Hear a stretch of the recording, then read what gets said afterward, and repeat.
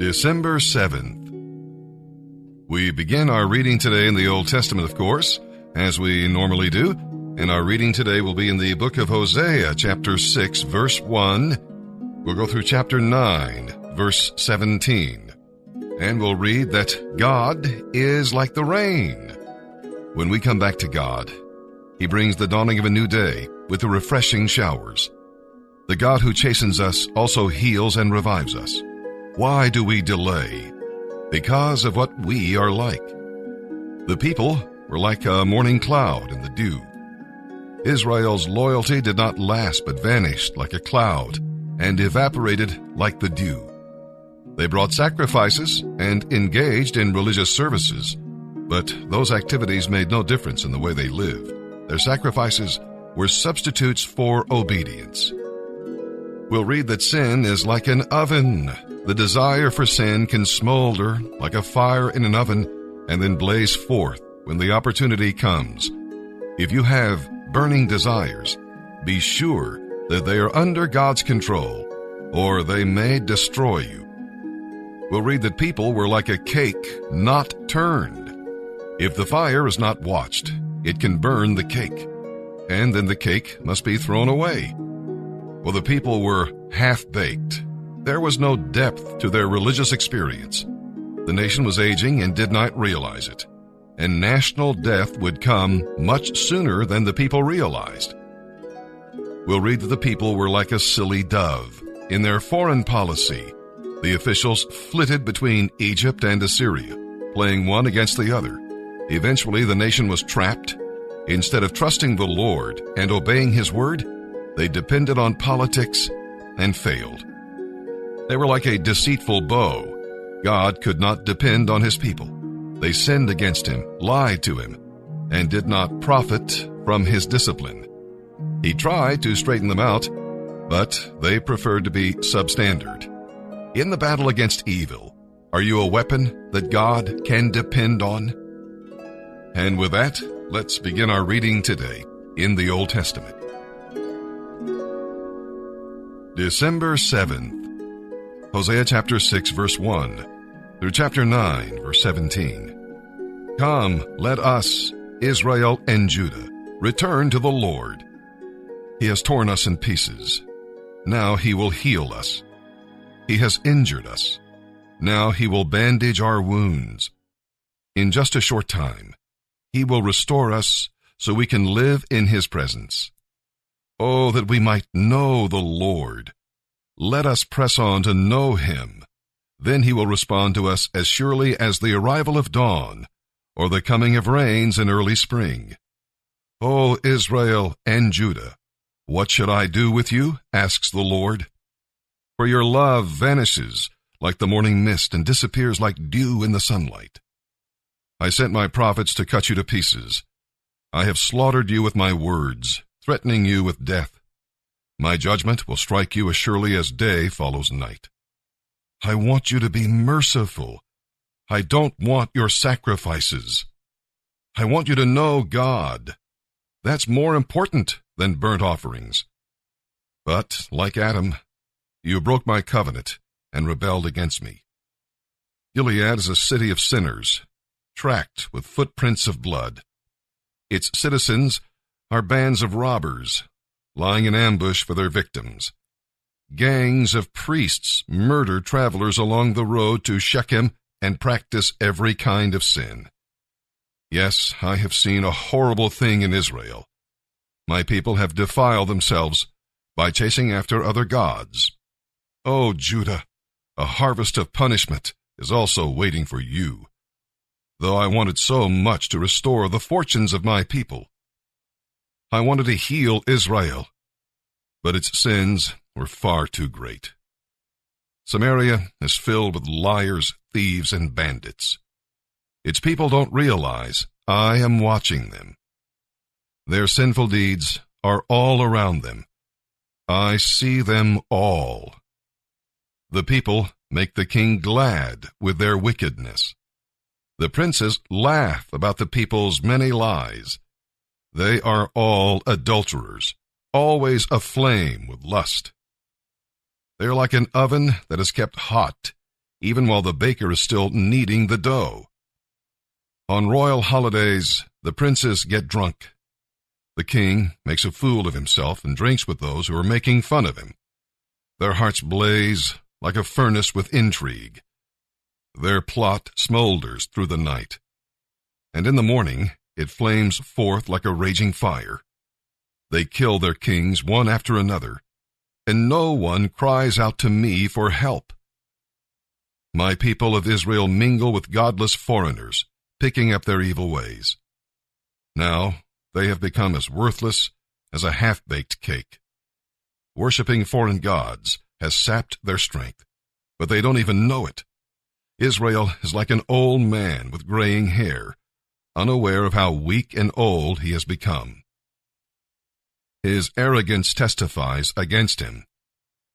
Yet he doesn't return to the Lord, his God, or even try to find him. The people of Israel have become like silly, witless doves, first calling to Egypt, then flying to Assyria.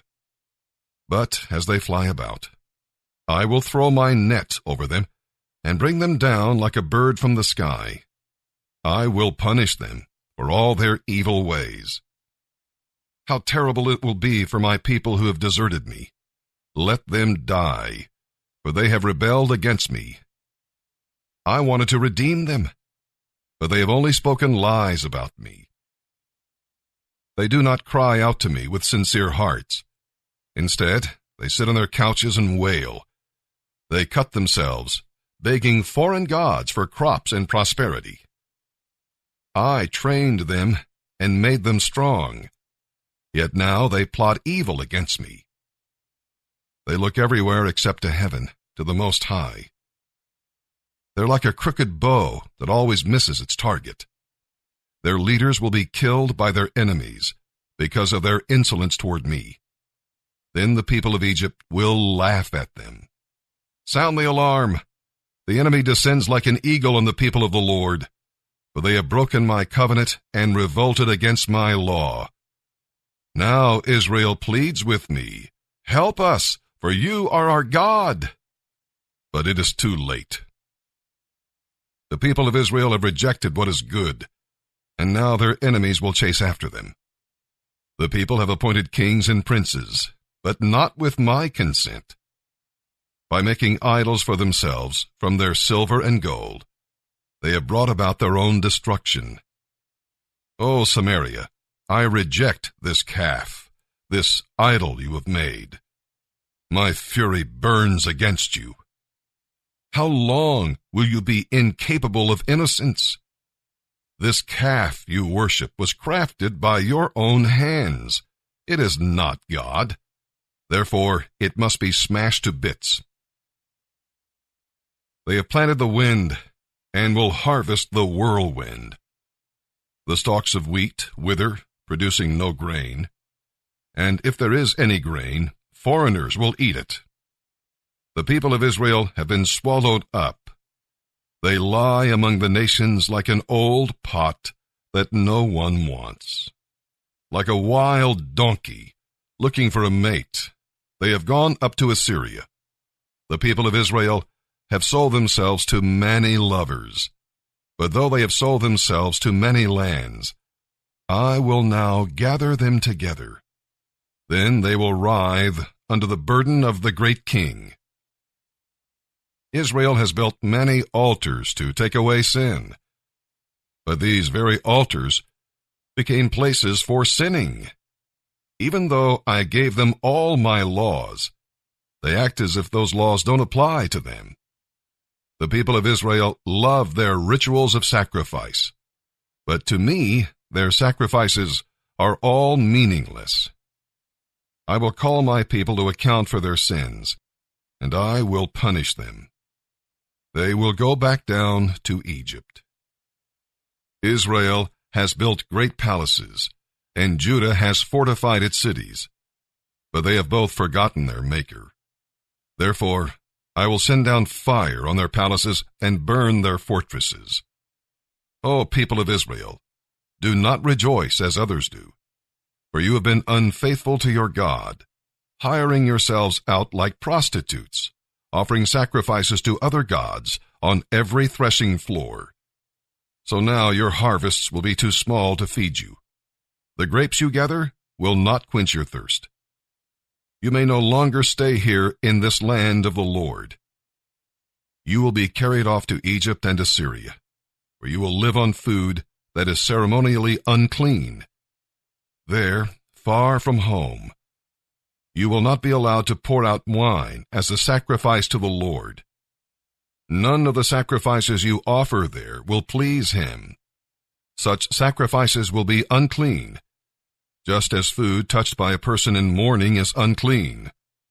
All who present such sacrifices will be defiled. They may eat this food to feed themselves, but they may not offer it to the Lord. What then will you do on festival days? What will you do on days of feasting in the Lord's presence? Even if you escape destruction from Assyria, you will be conquered by Egypt.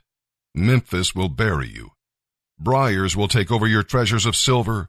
Brambles will fill your homes. The time of Israel's punishment has come. The day of payment is almost here. Soon Israel will know this all too well. The prophets are crazy, the people shout. The inspired men are mad. So they taunt, for the nation is burdened with sin and shows only hatred for those who love God. The prophet is a watchman for my God over Israel, yet traps are laid in front of him wherever he goes. He faces hostility, even in the house of God. The things my people do are as depraved as what they did in Gibeah long ago. God will not forget. He will surely punish them for their sins. The Lord says, O Israel, when I first found you, it was like finding fresh grapes in the desert. When I saw your ancestors, it was like seeing the first ripe figs of the season. But then they deserted me for Baal Peor, giving themselves to that shameful idol. Soon they became as vile as the God they worshipped. The glory of Israel will fly away like a bird.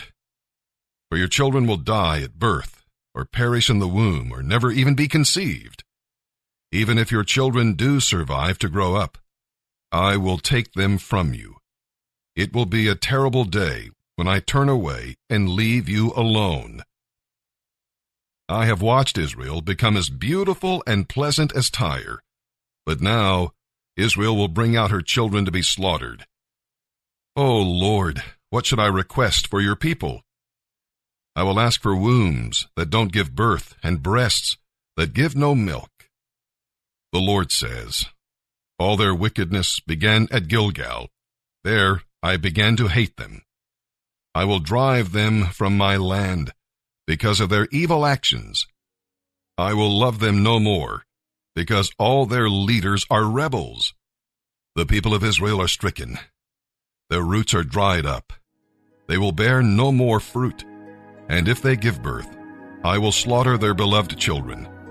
My God will reject the people of Israel because they will not listen or obey. They will be wanderers, homeless among the nations. December 7th. And now, as we turn our attention to the reading of the New Testament, our narrative today will be from the book of 3 John, verses 1 through 15. John wrote this letter to his friend Gaius to encourage him in a difficult situation in his local church. Again, he concentrated on making God's truth a vital part of life. We'll read about walking in truth.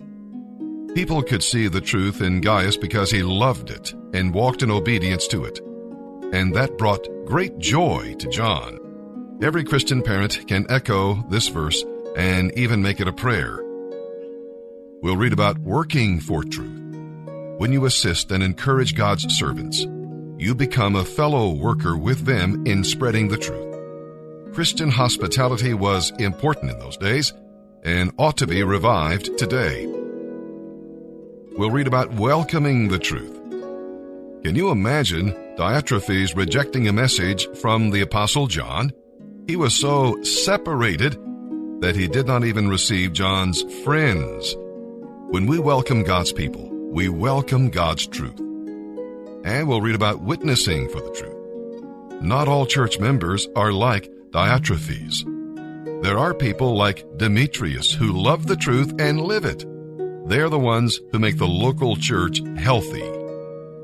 And now let's begin today's reading in the New Testament. December 7th, 3 John, verses 1 through 15. This letter is from John the Elder. It is written to Gaius, my dear friend, whom I love in the truth.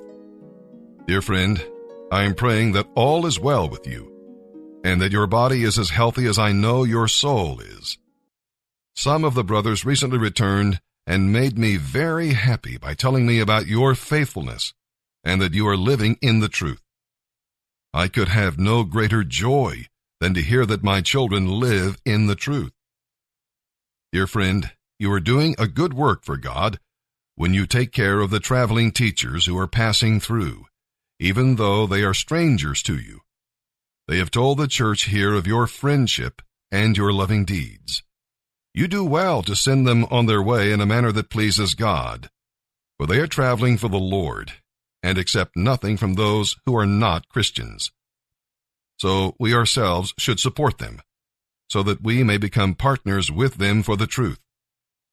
I sent a brief letter to the church about this, but Diotrephes, who loves to be the leader, does not acknowledge our authority.